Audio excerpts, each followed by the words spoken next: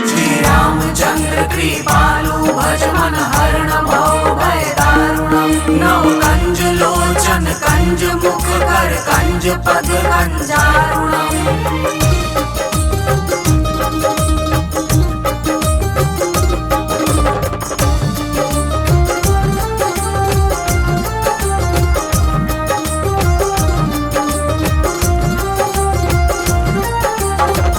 सजा दरबार देखो राम लला के मंदिर में, लगे त्योहार देखो राम लला के मंदिर में। जगमग जगमग तारों से सितारों से सज रात, जगमग जगमग तारों से सितारों से सज रात मेरे राम लला के मंदिर में। लगे त्योहार देखो राम लला के मंदिर में।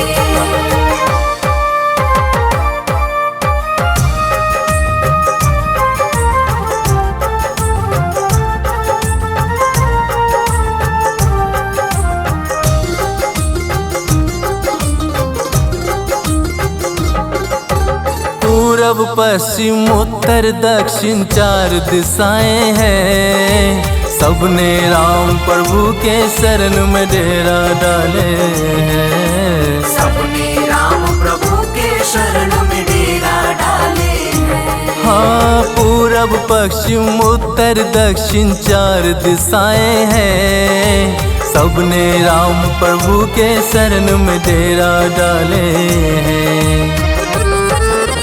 पवन बहे पुरवैया ऐसे जैसे सागर लहराए, सूरज की लाली भी देखो दर्शन करने को आए।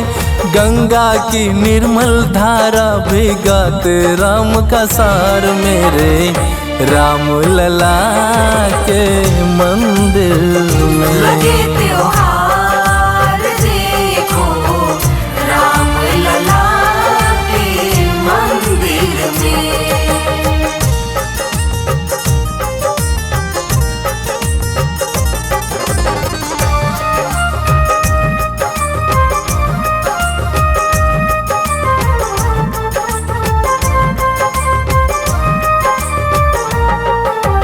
जम्मू द्वीपे भारत खंडे नगरी अयोध्या धाम, सबसे सुंदर सबसे प्यारा मेरे राम का नाम। सबसे सुंदर सबसे प्यारा मेरे राम का नाम। जम्मू द्वीपे भारत खंडे नगरी अयोध्या धाम, सबसे सुंदर सबसे प्यारा मेरे राम का नाम।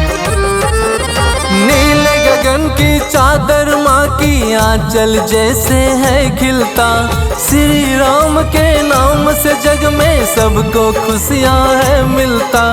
तीनों लोक के देव भी करते राम प्रभु से प्यार मेरे राम लला के मंदिर